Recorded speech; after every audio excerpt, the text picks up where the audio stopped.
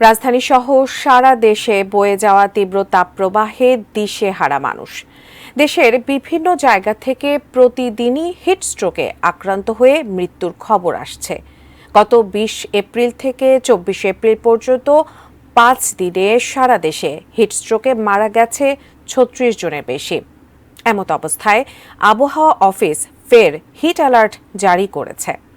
গরম যখন চরমে, তেমনি দুর্বিষহ অবস্থায় মানুষের তীব্র প্রতীক্ষা কেবলই বৃষ্টির জন্য।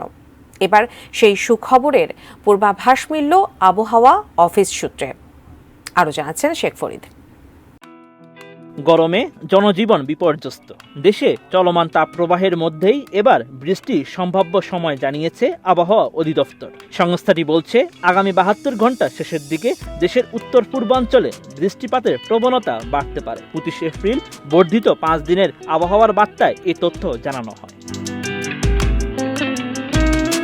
এতে বলা হয়েছে, ৩ দিনের হিট অ্যালার্ট শেষে সামনের সপ্তাহের মাঝামাঝি সময়ে বৃষ্টিপাতের প্রবণতা বাড়তে পারে।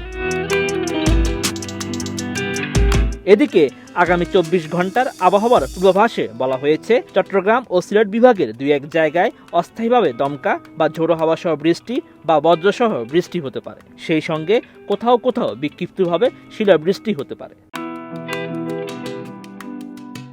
এছাড়া দেশের অন্যত্র অস্থায়ীভাবে আংশিক মেঘলা আকাশ সহ আবহাওয়া প্রধানত শুষ্ক থাকতে পারে। এই সময়ে সারা দেশে দিন ও রাতের তাপমাত্রা প্রায় অপরিবর্তিত থাকতে পারে। জলীয় বাষ্পের আধিক্যের কারণে অস্বস্তি ভাব বিরাজ থাকতে পারে।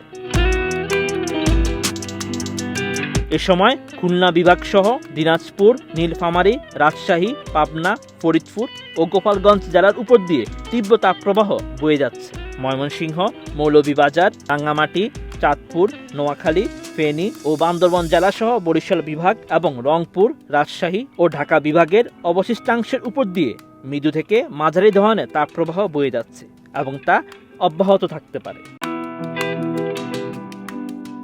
ডিজাইন, এলিগেন্স, বিউটি, সেরা পণ্য সবার জন্য জেভিকো।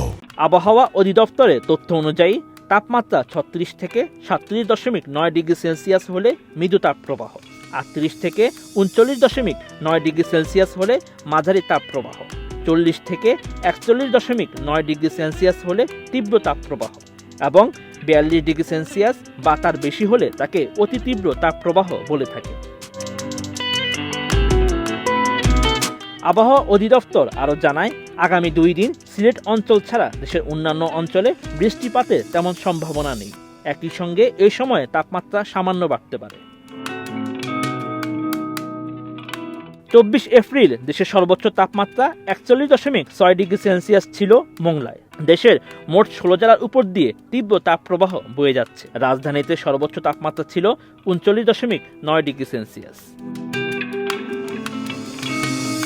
Sheikh Farid, ATN news.